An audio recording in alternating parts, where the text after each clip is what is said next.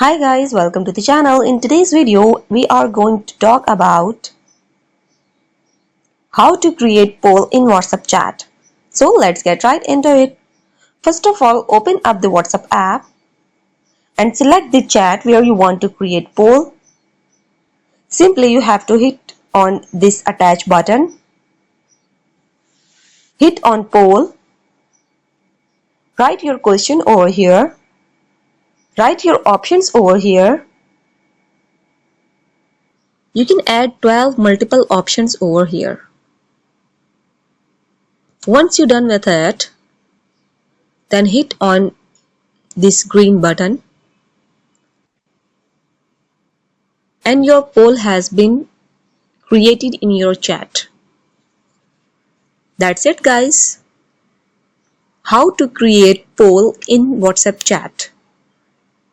If this video helped you out, give it a like and subscribe. See you guys in the next one.